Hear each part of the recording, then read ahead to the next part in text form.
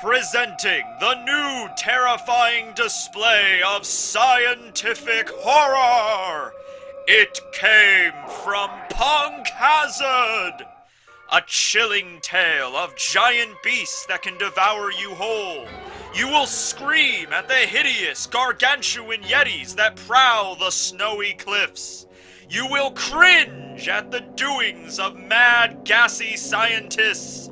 Shiver at the horrid and yet somehow extremely sexy Snow Woman. It came from Punk Hazard. Coming soon to a theater near you. If you dare to see it. Ooh, Barry, that looks so scary, but so good. We should totally see that when it comes out. This is what I've been talking about. Motion picture cinema going back to the golden age. By going back to the silver age of 1950s sci-fi B-movies. Yes! You know, I joke, but really the whole inspiration for that is if you go back and watch Punk Hazard, which is what I'm doing right now because Funimation is currently dubbing it in English, there are some interesting parallels there that make me think that Oda probably watched some 1950s B-movies and incorporated some of the designs and stuff into Punk Hazard. I mean, just looking at Caesar's men wearing the hazmat suits with, like, that one, like, window for a face, that looks like something you would see in that kind of movie, right? Okay, so anyway, today we're going to be taking a short break from the list, only briefly, of course, to talk about something that was addressed last chapter that I'm very excited for. Last chapter, chapter 989, we find out the origin of the numbers, what exactly they are. Don't get too excited in, like, the numbers as actual characters because, like I said, their character traits seem to be they're really big, they're really strong, and they're really big drunks. That seems to be, like, every bit of character for every single one of them. So that part's not going to be all that interesting. What is interesting, though, is what the numbers are. Because when Frankie encountered them last chapter, he's like, man, this is giving me flashbacks to Thriller Bark and fighting Oars. You know, and Oars was this massive giant, an ancient giant, so to speak. His height was retconned at one point, but right now his height is around 60 meters tall, which is very, very large. Pretty much about 4 times as large as your standard giant, so yeah, that's pretty impressive there. Also during Punk Hazard, we got the Yeti Cool Brothers introduced, which are like 40-45 meters, which was also pretty tall. We're gonna go back to the Yeti Cool Brothers in a second here, okay? But yeah, just the fact that Frankie was comparing them to Oars, that kind of gives us an idea of like, okay, there's something going on here. These aren't normal giants. And Big Mom goes on to explain that these are actually failed artificial ancient giants that the government was experimenting on Punk Hazard. Kaido just bought them at some point. Don't really know how that happened, and ended up in his employ. So, you know, Kaido is giving these failed experiments, giving them jobs, if nothing else, right? He's like, tell you what, I'll give you, you know, 5 berries a year and all the booze you can drink, and in exchange for that, just kind of stomp around the world and make people afraid of me. I'm like, yeah, all right, boss, we can do that. Not even really sure. Have we even really seen any of the numbers really speak? You know, like, other than just their laughters, you know, like, they all have the different laughter styles, like, Hacha's is like, ha-cha-cha-cha-cha, and last chapter, Jiaki's is Jiaki-ki-ki-ki-ki. Beyond that, I don't really see any of the numbers having, like, really eloquent conversations, right? But they're all really big, and they're failed ancient giant experiments. This ties back to something Law mentioned during Punk Hazard, which, just as I'm rewatching it now, I just found out about this. I completely forgot about it, because it's been a while. Yeah, when they were looking at the kids that were experimented on by Caesar, and they're like, who would do such a horrible thing to these kids, Law speaks up and he's like, oh, the world government's been experimenting to try to make giants and ancient giants for centuries now. So that explains a few things. Right away, this is beyond just Caesar and Vegapunk, okay? Vegapunk is like the master head scientist right now working for the world government, probably also working for the Revolutionary Army behind the scenes, I would imagine. But Vegapunk's only been around for, I don't know, you know, last few decades. You know, he's not like some immortal being or anything like that. Who knows, maybe he is. We find out Vegapunk is like cyborg or something. He's just a brain in a jar. That's why Oda hasn't revealed him yet. But no, I think, you know, Vegapunk is like, most of the Marines call him an old man Vegapunk. So he's probably like, what, 60, 70, 80 years old, maybe a little bit older than that, something like that at most. But, you know, Law was talking about how they've been experimenting in this way for centuries and centuries, okay? So long before Vegapunk was even even born, the government was trying to figure out a way to artificially create dragons and ancient giants and yetis, I guess, or trying to get some sort of giant army, where, like, literally a giant army in terms of size and, you know, size and stature and size of the army in order to rule the world. And it makes sense. Like, okay, you live in this world where there's this crazy stuff going on. You got sea kings, like giant sea leviathans and stuff, all these crazy animals that exist in the world. You got giants stomping around. If you're the world government and you just took over the whole place during the Void Century, one of the first things you're gonna think of is like, man, that'd be cool if we had a personal army of giants. That'd be cool if we had a personal army of dragons. You know, that'd be cool if we had all these crazy things working for us that would obey our every command. We could rule the world indefinitely, right? So that would make sense. Now, the story of Punk Hazard, I've kind of addressed this already in the Punk Hazard Geography is Everything. I went into a lot of the history of that island, so I would definitely go and recommend that video to get you caught up. But give you the really abridged version of this, from what we understand in the story right now, up until 4 years ago, Punk Hazard was just a lush green jungle island in the New World. It was home to Vegapunk's 3 research laboratories, okay? And this is where he conducted a lot of experiments on prisoners that the government would capture. I guess in lieu of sending them to Impel Down, they were sent to Punk Hazard to be Vegapunk's, you know, guinea pigs in his experiments or whatever the government, you know, made him do. And then so 4 years ago is when this accident happened where everyone thought it was Vegapunk's fault. It was actually Caesar that did it. Caesar pushed a button or did something he wasn't supposed to do, and a giant explosion of poisonous, deadly gas covered the entire island, wiped out all of the plant life there, all of the animals died, and, you know, Punk Hazard had to be evacuated essentially as just a barren, poisonous wasteland. However, there was still one of the laboratories that managed to sustain its structural integrity, and some of the prisoners managed to live there, but just barely. Like they were able to shelter themselves from the gas, but they like really had nothing to eat or drink, so they were like barely scraping by.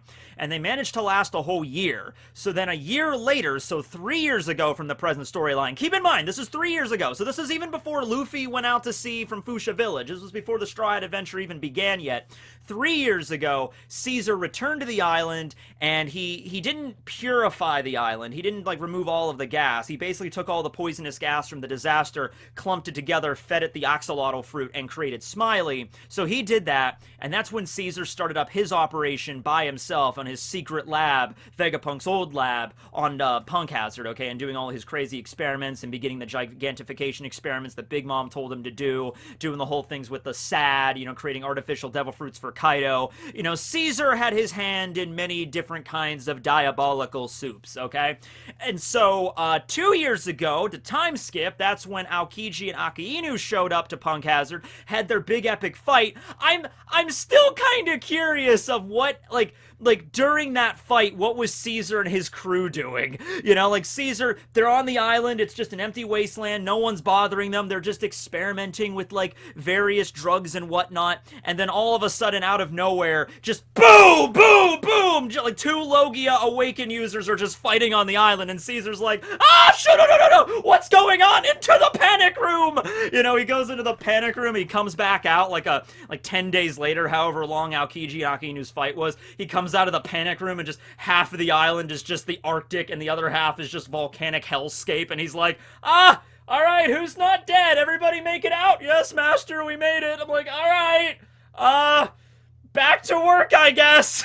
Back to work, same as always. Don't really know what that was all about. It actually kind of ended up working in Caesar's favor, because now that the island was completely ravaged, not just by, you know, the poison, but also by ice and fire, more and more people stay away from the damn place, right? So, yeah, so Caesar, you know, he's working in the lab in the Arctic, and, you know, no one's bothering him and everything, and then eventually Law showed up. I think that was like 6 months before, you know, the time skip, you know, began, you know, like the time skip resumed with the 2 years later, and then that happened, and then the Straw Hats finally showed up, okay? So that's the whole thing going on there. Now, Caesar's been doing his experiments for 3 years on the island, but the whole numbers thing, I think Kaido bought them from Punk Hazard like a while before that. Like, he might have even gotten his hands on him before Caesar even started working there, because we don't know the whole story, right? But it probably had something to do with the world government and the underworld and stuff, you know, like, here are these experiments of these ancient giants, and, you know, Kaido, and Doflamingo was a warlord at that point, so maybe through Doflamingo's connections with the world government, he was able to have Doflamingo as, like, the proxy, purchase the experiments from Punk Hazard, the ancient giants, and then Dofi handed them off to Kaido to bolster Kaido's power, which bolsters Dofi's power, this whole, like, thing they had going on here, and then that's where the numbers kind of originated from. Because the numbers were around, yeah, the numbers were definitely around 20 years ago on Wano, because one of the numbers we saw, you know, capture Inuarashi and Nekomamushi, I think that was Jiaki that did that, number 4. So they were definitely around back then, so Kaido had them in their employ back then. So, yeah, Vegapunk might have still have been working there, but I don't think Caesar... I wonder how old Caesar is. Actually, let me check on that. I don't know how old he is. Okay, so Caesar is 40 years old. I just looked it up, so that means 20 years ago, when we saw the numbers at Wano, Caesar would have been 20. Might have been working at Punk Hazard back then with Vegapunk. Still might have been like a lab assistant or something. You know, oh gee willikers, mister. I'm here to help anything that you need. Yeah, I totally won't betray you in the future. You know, so, you know, maybe, I don't know. It's like Vegapunk's like, alright, Vegapunk was probably still active back then, because he's like kind of an old man now, so 20 years ago, yeah, he was definitely doing stuff. He was probably the one that did these ancient giant experiments. You know, Vegapunk's probably the one that did make the numbers. Even if there were experiments that happened on Punk Hazard long before Vegapunk, you know, there were other scientists, you know, 100 years ago, 200 years ago, working for the government that experimented in these ways. Vegapunk was probably the one that got the furthest. Something to also keep in mind is not all the numbers had to have been, like, created at once. You know, the way Law spoke about it, you know, the government's been trying to make ancient giants for centuries, so this could have been a project going on for, like, 500 years. And some of the numbers, you know, maybe a byproduct of the experiments is they live a lot longer. So, like these 3 numbers we got to see in the last chapter, you know, Jaki, Juki, and Goki, 5, 4, and 10. These guys might have been experimenting on, you know, who knows? They might have been more recent, or they might have been like 200 years old, who knows? And then you got Hacha, who's interesting because Hacha looks more human than the other members of the numbers. You know, with the hairstyle and the glasses, he's just got horns. So maybe he was one of the first ones, actually, or maybe one of the last ones. It depends. I guess if the government wanted a legion of ancient giants, I guess the numbers we saw last chapter would fit more of that bill than Hacha did. So maybe Hacha was one of the first ones, like, you know, hundreds of years ago before Vegapunk. That's why he looks like a normal human. He looks like just like a normal human that was just given horns and just, you know, made bigger, right? So it might be, and then they live a lot longer too because of that, right? So that's the situation there with that. What about the Yeti Cool Brothers? Because the Yeti Cool Brothers are not quite as big as Oars was, but still like 40-something meters tall. Really, really big. And there's even size differentials when they come to the numbers. I guess we won't know exactly unless Oda actually gives heights for all the numbers. You know, like Jaki is this tall, you know, Juki, Hacha are this tall, right? But the Yeti Cool Brothers still very, very tall. So the question is, you know, what kind of species are they? I mean, are they Yetis? You know, they could, I mean, like, if you came up to me and said Yetis exist in the One Piece world, I'd be like, yeah, of course, yeah, it's One Piece, fine. But they were working on Punk Hazard, and Caesar was there. Now, the way Caesar talked about it was like, Caesar said that they were mercenaries that he hired.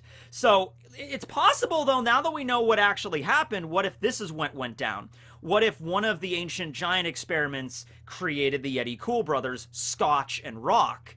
And then kind of the same thing with how Kaido purchased the numbers for his employ. What if the Yeti Cool Brothers left Punk Hazard, went out into the underworld to become mercenaries or bounty hunters or whatever they were, right? And then, you know, Caesar just called them back. He's like, you know, he had their connections, he had the numbers because they were created. He had the numbers for the numbers, but he also had the numbers for the Yeti Cool Brothers because he's like, hey, look, you guys were created here on Punk Hazard, so I need some help here, you know, to eliminate these pesky Straw Hats. Come on back to Punk Hazard and I'll pay you, and you eliminate them, right? And also, I mean, you know, they probably were also suited to fight in a cold environment, so they might have been created in the last 2 years, you know. I mean, not created, I mean, they were probably, if this is what happened, they might have been normal humans that were just experimented on in the last 2 years or something of that nature, and they became Yetis, which aren't exactly like ancient giants. Like, there's a bit too much fur, but that might be an explanation. Who knows? Because there was a lot of weird stuff we saw in Punk Hazard. Case in point, also dragons. Now that's already kind of been established a little bit. The Tenryubito have an obsession with dragons. I mean, they are the celestial dragons. That's literally what they're called, and their insignia is the hoof of the celestial dragon. So it would make sense that back in the day they rode on dragons as like the supreme rulers of the sky, and then maybe the dragons died off a few centuries after the Void Century, and then ever since then the government's been trying to build them up back again. I've had, videos on this before on this kind of theory, but there was the giant dragon number 13 that Zoro decapitated, and then there was the smaller green dragon that I believe is still alive. He's a more vicious version of the dragon experiments, okay? So Vegapunk was working with a lot of stuff. He was like the ancient dragon experiments, ancient giants experiments, the Yeti experiment, just on general like gas and, weapons of destruction on the island as well. He was also working on the sad, on the smiles, because Vegapunk created that artificial devil fruit that Momo ate, so he was delving into that a little bit. Caesar was the one that mass-produced the SAD, the SAD, to create the smiles. Caesar kind of did all that stuff, and he made some modifications to the island, of course. But yeah, that just makes me think, like, what else is there? Like, we might find out some other weird stuff in the One Piece world that came from Punk Hazard. Maybe it was the stuff we saw at Thriller Bark, those giant things like those sea gods in the mist of Thriller Bark. Maybe those things came from Punk Hazard too. I don't know at this point, right? Who knows? Punk Hazard has been pretty much destroyed at this point. I think the lab self-destructed at the end of the arc, and the island is a frozen, wasteland and a burning hellscape anyway, so there's, like, not much on the island, but, this was the government experiment off-limits area for hundreds and hundreds and hundreds of years, so we're probably gonna find out a lot more messed up stuff in the future that came from this damn place, In fact, I wouldn't even be surprised if Punk Hazard sort of kind of becomes relevant. Maybe there was, like, a secret bunker or something.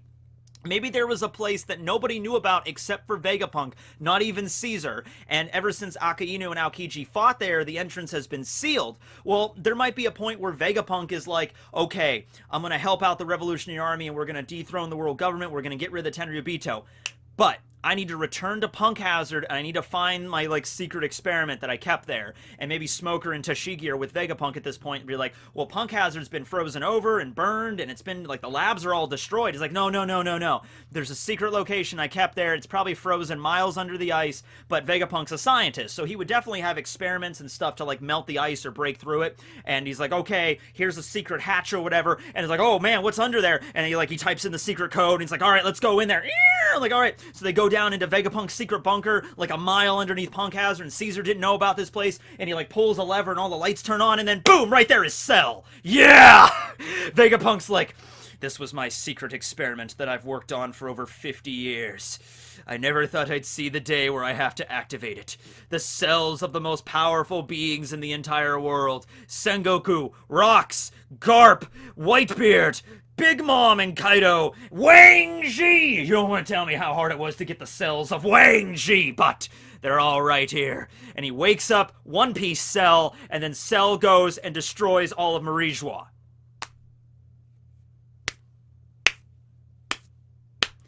Oda, you clever bastard. I didn't think you could possibly do it. But you possibly did it. That's it. That's One Piece. Okay, I'm kidding, of course, but Vegapunk probably didn't create Cell. But the whole bunker thing, that might actually be a thing. And he goes down there and it's like, all right, so the government basically wanted me to do some messed up stuff, all right? I went along with it for a few years, but after like year 5, I was like, all right, this is screwed up. So, thing is, I can create actual dragons, and I can create perfectly artificial devil fruits, and I can create perfect ancient giants. By the way, here's just a small caveat to that. How come the numbers were considered failed experiments? You know what I mean? Maybe it was because their drinking habits, maybe their intelligence was too low. Ors never really struck me as a scholar, but Ors Jr. that we saw during the war, he was a fairly intelligent person. It wasn't like he was like, I Ors, I stupid, I hit things with club.